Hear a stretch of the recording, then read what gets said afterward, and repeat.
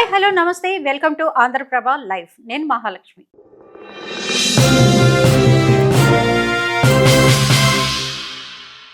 ఆయుర్వేదం దీని గురించి ఎంత చెప్పినా తక్కువే మనకి. ఎందుకంటే ఇది ఒక గొప్ప పురాతన వైద్యం. అలాగే మనకి వంటింట్లో దొరికే వాటితోనే ఎంతో మంచి చిట్కాలు చెబుతూ ఉంటారు చిట్టిబొట్ల మధుసూదన శర్మ గారు. మరి ఆయన వచ్చేస్తున్నారు. ఆయనతో పాటు మాట్లాడుతూ ఈ రోజు మనకి ఏం చిట్కాలు చెప్పబోతున్నారో తెలుసుకుందాం. సార్, మీరు చెప్పే చిట్కాలు జనాల్లోకి బాగా వెళ్తూ ఉంటాయి, ఎంతో బాగా వ్యాప్తి చెందుతూ ఉంటాయి, మిలియన్స్లో పోతూ ఉంటాయి మీ చిట్కాలు. అంటే జనాలు వాడబట్టే, వాడి ఫలితాలను పొందబట్టే వాళ్ళు ఎంతగా ఆదరిస్తున్నారు. సో మరి మా ఆంధ్రప్రభ ప్రేక్షకులకి ఈ రోజు ఏం చిట్కాలు చెప్పబోతున్నారు? చాలా చాలా చిట్కాలు ఉన్నాయమ్మా. ఈ రోజు కొన్ని చెప్తానమ్మా. Okay sir. వెయిట్ ఉన్నటువంటి సమస్య, వెయిట్ తగ్గేదానికి ఎలాంటి చిట్కాలు ఉన్నాయి, అందులో సర్వసాధారణంగా రెగ్యులర్గా వాడేటువంటి క్షేమదాయకమైనటువంటి ఈ యొక్క చిట్కాల గురించి చెప్తానమ్మా. వెయిట్ పూర్వకాలం అయితే వెయిట్ ఉన్నటువంటి వాళ్ళను వెతకాల్సి వచ్చేదమ్మా. అవును, ఓబకాయం. ఎగ్జాక్ట్లీ. ఈ రోజుల్లో స్మార్ట్ గా వెయిట్ లేకుండా వాళ్ళ హైట్ కి వాళ్ళ వయసుకు తగినటువంటి ఎత్తు ఉన్నటువంటి వాళ్ళని, బరువు ఉన్నటువంటి వాళ్ళని మనం వెతకాల్సిన పరిస్థితి ఏర్పడిందమ్మా. స్మార్ట్ గా అంటే ఇక్కడ నాకు ఒక మాట గుర్తొచ్చింది సార్. స్మార్ట్ ఫోన్లు రావడం వల్ల కూడా ఈ వెయిట్ ఒక కారణం అవుతుంది. ఎగ్జాక్ట్లీ అమ్మా. సో తీసుకునేటువంటి ఆహారం ఎక్కువైపోయింది, చేసే పని తక్కువైపోయింది. సో దీని వల్లనే ఈ యొక్క వెయిట్ సమస్య కలుగుతుంది. అసలు ఒక రకంగా చెప్పాలంటే వెయిట్ అనే దాన్ని ఒబెసిటీ అనేటువంటి పేరుతో పిలుస్తారు. అన్య భాషలో ఓబ్ అంటే అతిగా, ఓసిస్ అంటే తినడం. అతిగా తినడం వల్ల, అంటే పరిమితికి మించి తీసుకున్నటువంటి ఆహారం ఏదైతే ఉందో ఆ ఆహార పదార్థం అంతా కొవ్వు కింద మారేసేసి ఈ యొక్క సమస్య మొదలవుతుంది. ఈ యొక్క స్థూలకాయము లేదా ఎక్సెసివ్ ఊబకాయము, మార్బిడ్ ఒబెసిటీ, వీటికి రకరకాల ఇబ్బందులు భవిష్యత్తులో కలిగేటువంటి పరిస్థితి ఏర్పడుతుంటుంది. వీటి కోసం అని చెప్పేసి ఒక స్థాయి వరకు చాలా మంది పెద్దగా పట్టించుకోరమ్మా. ఒక స్థాయి వచ్చిన తర్వాతనే దాని మీద దృష్టి పెడతారు. మన చేయి జారిపోతుంది అన్నప్పుడే దృష్టి పెడతారమ్మా. సో స్థూలకాయము లేదా వెయిట్ పెరగడం అనేది సమస్తమైనటువంటి వ్యాధులకు మూల కారణమై కూర్చుంటుందమ్మా. సో దీనివల్ల షుగర్ రావచ్చు, బీపీ రావచ్చు, హార్మోనల్ ఇంబ్యాలెన్సెస్ రావచ్చు, అదేవిధంగా మరి కీళ్ళ నొప్పులు రావచ్చు, ఇతర రక్తనాళాలకు సంబంధించిన సమస్యలు రావచ్చు. ఇలా అనేక రకాలైనటువంటి వ్యాధులకు కూడా ఇది కేంద్ర స్థానం అంటే వెయిట్. సో ఎప్పుడైతే మనం వెయిట్ను కంట్రోల్ ఉంచుకోగలమో చాలా వరకు ఇలాంటి వ్యాధులు రాకుండా ఉంటాయి. అథవా వచ్చినప్పటికీ ప్రమాదకరంగా పరిణమించకుండా ఉంటాయమ్మా. కాబట్టి మరి వెయిట్ అనేది, వెయిట్ ఏ వయస్సులో ఆ వయస్సుకు తగినట్టు, మరి ఆ యొక్క ఎత్తుకు తగినట్లు ఎంత పద్ధతిలో వెయిట్ ఉండాలో అంత పద్ధతిలో ఉండాలి. సో ఈ రోజుల్లో ఆ పరిస్థితి లేదు కాబట్టి మరి ఉండవలసినటువంటి దానికంటే వెయిట్ ఉన్నటువంటి వాళ్ళందరూ కూడా ఇప్పుడు నేను చెప్పినటువంటి ఔషధాన్ని వాడుకోవడం వల్ల చాలా చక్కటి సమర్థవంతమైన ఫలితాలు కలుగుతాయమ్మా.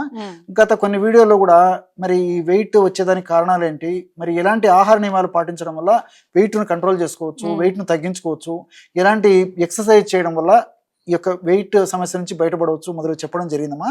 కాబట్టి మరి ఈ వీడియోలో ఎలాంటి ఔషధాన్ని వాడుకోవచ్చో ప్రత్యేకంగా చెప్తానమ్మా. Okay sir.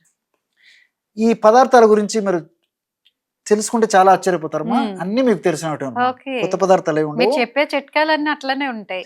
సో ఆ యొక్క ఔషధాలు, ఆహార ఔషధాలు మనం ఇంట్లో దొరికేటువంటి ఆహార పదార్థాలతోనే ఔషధంగా మార్చుకొని వాడుకోవడం వల్ల ఈ శరీరంలో కొవ్వు కణాల్లో ఎక్కడ కొవ్వు సంచితమైనప్పటికీ ఆ కొవ్వును కరిగించేటువంటి సమర్థవంతమైనటువంటి ఔషధ గుణాలు ఇప్పుడు మనం చెప్పుకోబోయేటువంటి ఔషధాలు ఉన్నాయమ్మా.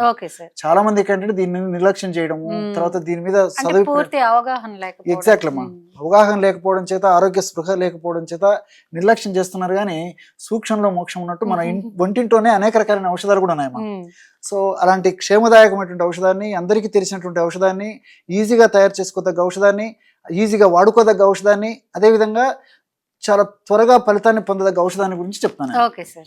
ఆ ఔషధ తయారీకి కావాల్సిన పదార్థాలు 4 అమ్మా. మొట్టమొదటిది ధనియాలు. అన్ని మన ఇంట్లో ధనియాలు. సో ధనియాలు కూడా వెయిట్ లాస్ అయ్యేందుకు చాలా చక్కగా ఉపయోగపడుతుంది. ధనియాల్లో ఉన్నటువంటి ర్యామ్నిటిన్, డ్యూడిసినాలు, ఇలాంటి అనేక రకాలైన రసాయన పదార్థాలు, కొన్ని రకాలైన ఫైబర్స్, ఇవన్నీ కూడా మరి ప్రత్యక్షంగా పరోక్షంగా వెయిట్ లాస్ అయ్యేందుకు సహకరించడమే కాకుండా వెయిట్ లాస్ వల్ల భవిష్యత్తులో వచ్చేటువంటి ఇతర కాంప్లికేషన్స్ రాకుండా కూడా కాపాడేటువంటి శక్తి ఉందమ్మా. ఈ ధనియాల గురించి చెప్పుకుంటూ ఉంటే నాకు మరొక విషయం కూడా గుర్తొస్తుందమ్మా. మీరు గమనించుంటారు, చాలా మంది మరి కొంత స్థాయి వరకు వెయిట్ రావడం మొదలైన తర్వాత కొన్ని జాగ్రత్తలు తీసుకోవడం మొదలు పెడతారు. అవును. కొంతమందికి మాత్రం ఎలాంటి జాగ్రత్తలు తీసుకున్నప్పటికీ మరి ఆహార పదార్థాలు ఎంత కఠినంగా నియమాలు పాటించినప్పటికీ మరి ఒక కేజీ కూడా బరువు తగ్గనటువంటి పరిస్థితి కూడా కొంతమందిలో ఉంటుందమ్మా. వాళ్ళు మానసికంగా కూడా కుంగిపోతుంటారు, ఓకే. కడుపు మార్చుకుంటారు, అవును. ఆహారం తీసుకోరు, మరి ఎక్సర్సైజ్ చేస్తుంటారు, అయినా వెయిట్ తగ్గరు.